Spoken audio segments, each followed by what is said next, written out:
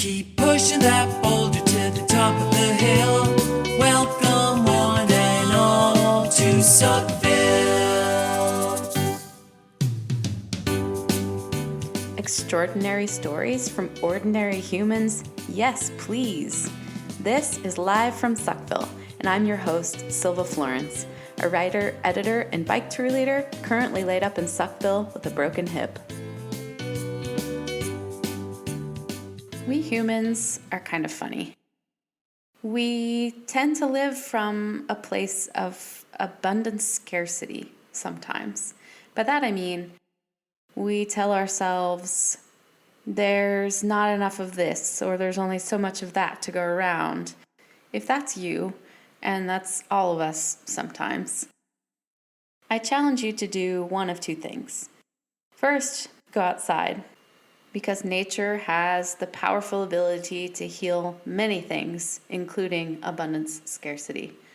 Try and count the leaves on just one tree, and pretty soon you'll realize just how abundant our world really is. And the second thing you can do is listen to the rest of this podcast, in which my guest, Betta Sazzini, shows us all that even after losing someone that she loved very much, there was so much love to go around, more than enough. So if it's true for Betta, I bet it's also true for you. Hello, everybody in Suckville. Today I am with Betta Sazzini. She is from Bologna and lives in Bologna, Italy. And she works for a bicycle tour company called Experience Plus. How are you today, Betta? Hi, I'm very, very good. Thanks. You're welcome. I'm honored to have you on. Yeah, it's an honor for me to be here. So, Betta is actually a friend of mine, and I asked Betta to be on this podcast because she, as many people, has gone through, let's say, something extraordinary and not exactly easy. And Betta, do you feel comfortable telling us a little bit about what happened? Yeah, so last year, almost 1 year ago, my partner Paolo, on the day of his 63rd birthday, decided to leave this world, and it was came totally unexpected to me and to all the people that were around him. And so he committed suicide, and all of a sudden I was left without him after about 40 years that we had spent together, because Wow.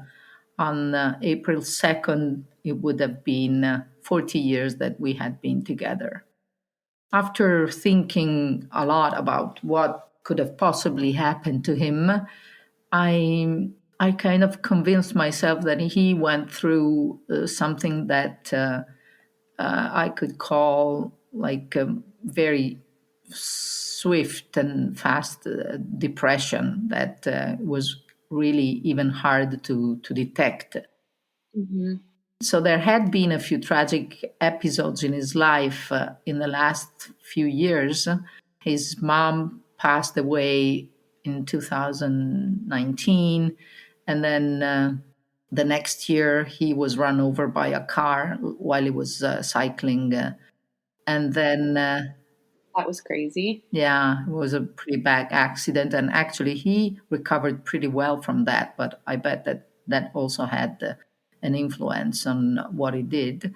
And then he caught COVID on kind of one of the first waves of COVID, and he also recovered pretty well from there. And then after that, he retired, and even if a lot of people nowadays really look forward to retirement, it seemed like he did not take it really well. And so what happened was that this added to this number of, sad events that happened in his life. And so I think that all this kind of brought him to to do what he did.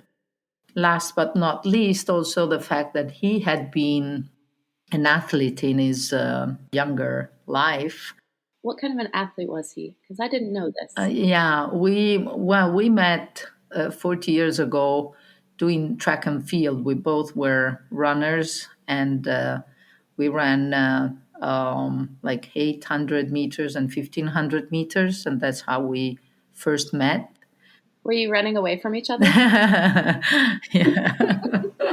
Not really. I was running after him, actually. Oh, it was you running after him, not him running after you. Yeah, it was more me in the beginning. And then, yeah, probably things changed during the course of life, but 40 years. That's a long time. it is, it is. And so he was probably also feeling that his body was kind of not as young anymore, and so like he was very competitive, and I think that like feeling that he was kind of losing a little bit of his physical power. I think that was something that he could not bear very well, and so he, like in the last weeks that he was alive, he mentioned more than once that he did not want to be a burden to me in case like his physical body would decay. And so that was a real worry for him, that he could be a burden to me, and that I would have to sacrifice my life to take care of him. I think a lot of people worry that in some shape or form they'll become a burden on the people that they love. I mean, even in a really small way, I felt like when I broke my hip, I was a burden to the people around me because I had to ask for help with everything. And that's a hard feeling. Yeah, I think that was an important aspect of this for him. Yeah. Did you usually communicate this stuff to you, or is this things that you just knew that were bothering him because you were together for 40 years?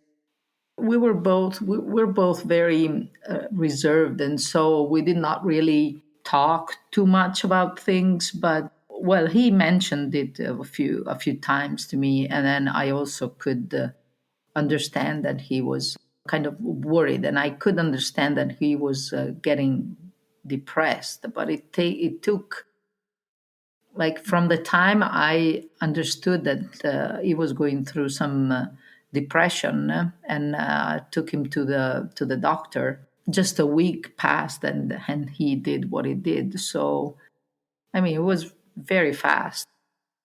Imagine that it was a shock.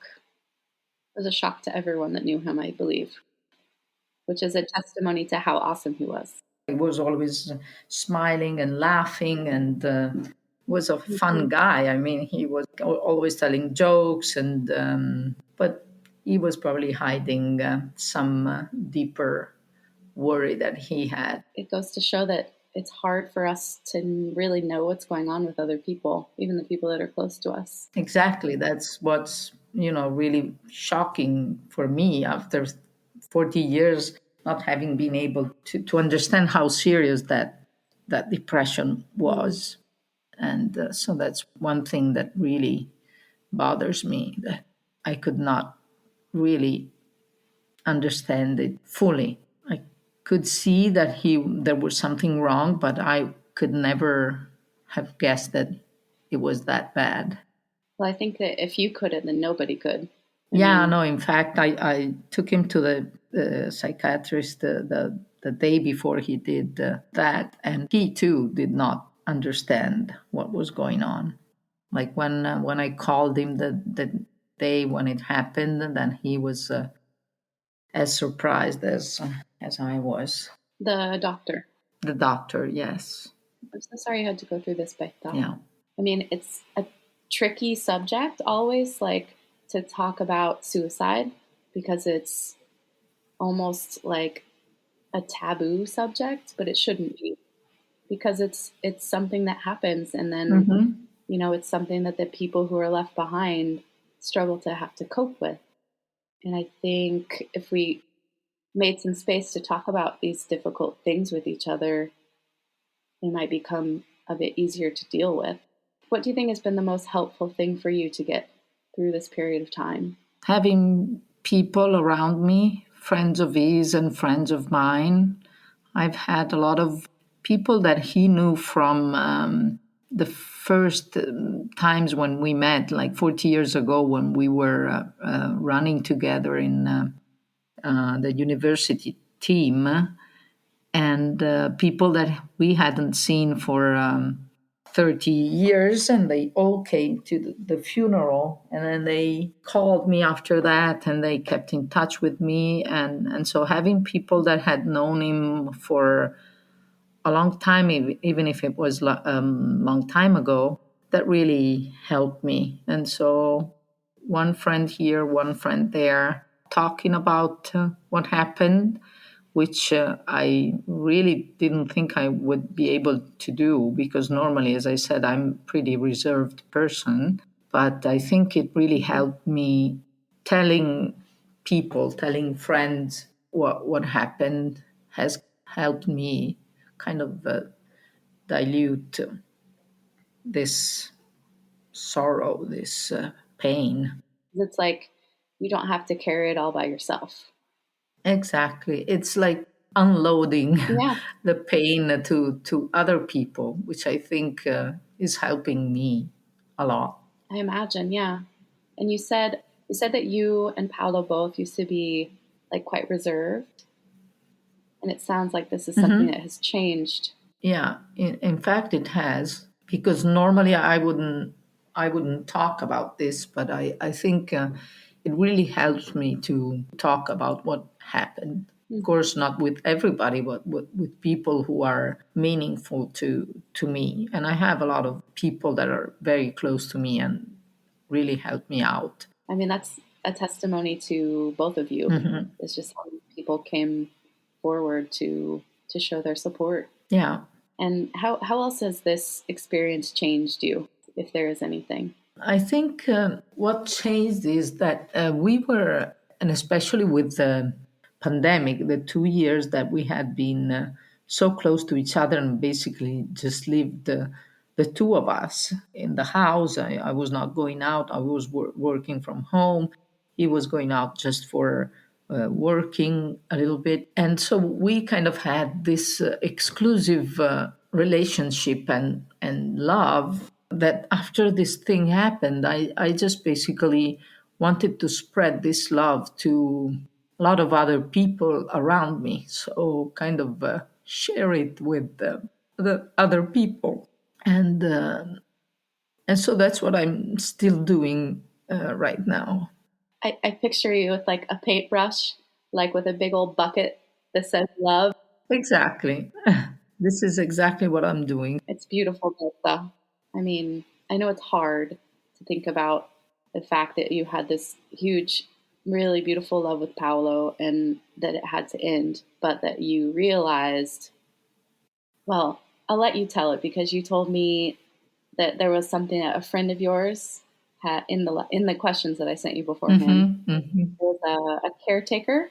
Yeah, yeah. I had like this friend of mine. She made me realize once when my dad was sick, and I had to hire someone who to take care of him. And I was kind of getting a little jealous because I thought that she could become more important to my dad than myself. And then this friend of mine, she just said, I mean, you can have love for a whole number of people, not just for one person. And so from then on, that sentence kind of made me realize that it's true. And so that's basically what I've been doing since then.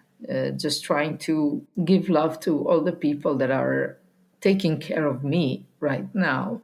I love how one random word or one random sentence from someone can just stick in your brain and turn your perspective around. Exactly.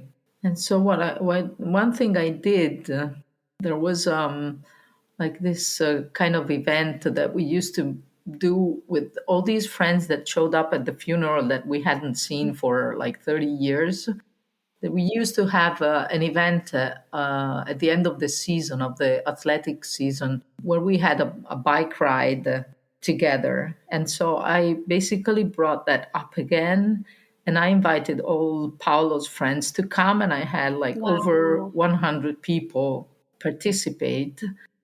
And we biked to a house that we have up in the mountains here in close to Bologna, and so it was a great event. And what I also had was that his relatives, he has aunts that are very good cooks, huh? And so they cooked for everybody. So we had this big buffet for all the participants, and it came out as like a big event where we all were talking about Paolo and remembering him during this event, which was great.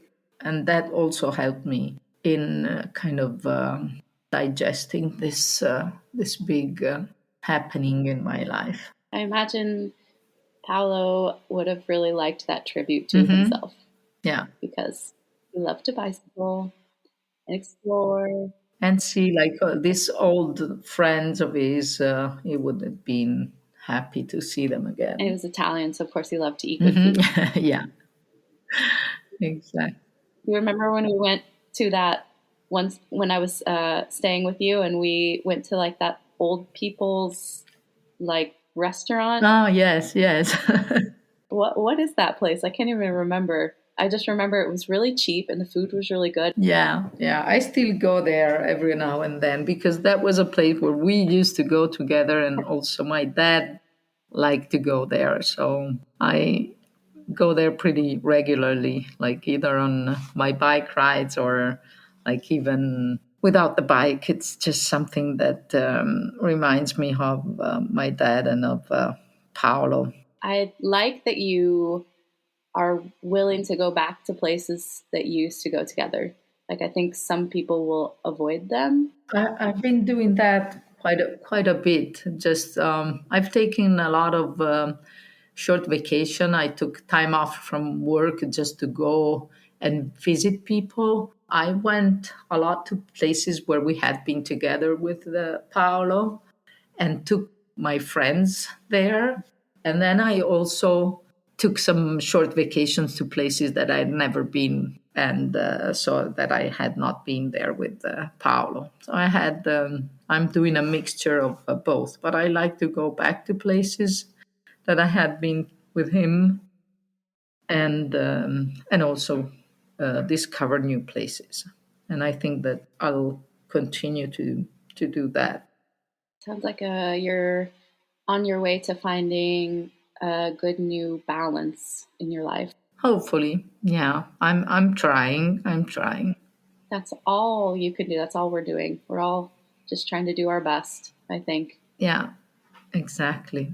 And I just think you're such an extraordinarily brave and wonderful person for coming on here and talking about this with me and with us. Thank you. You're welcome.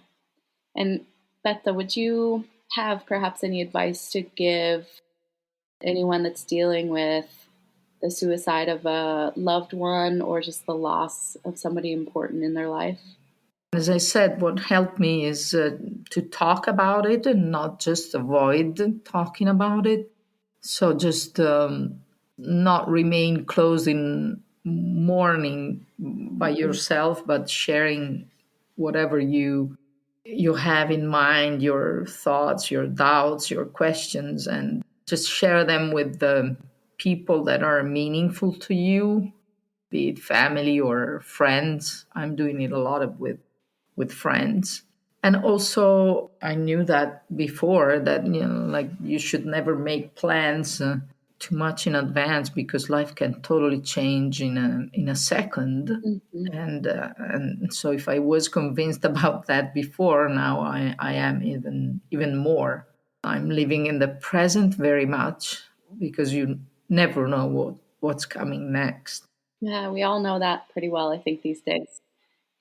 You better than anyone, but all of us can, I think, get on board with that statement Yeah, yeah, here in 2022. exactly.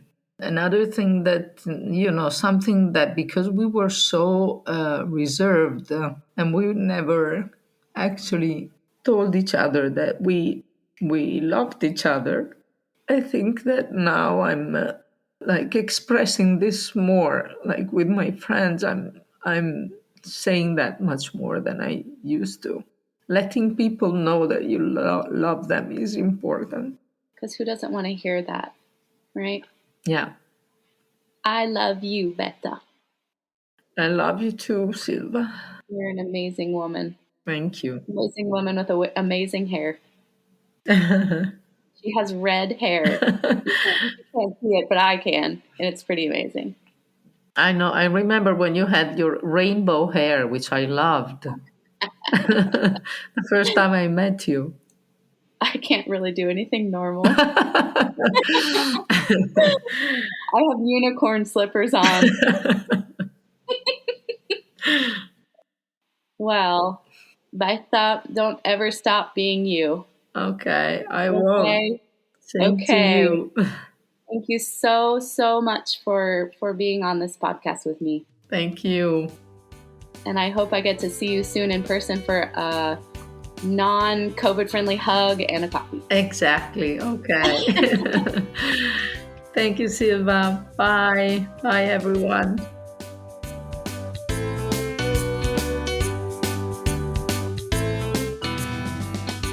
If you or someone you know would like to be interviewed on Live from Suckville, please do send me your stories at livefromsuckville@gmail.com. Live from Suckville can also be found on Facebook, Instagram, and Twitter. Special thanks to Chris Kirby for the awesome theme music. This episode was recorded in my kitchen and produced by yours truly. Until next time.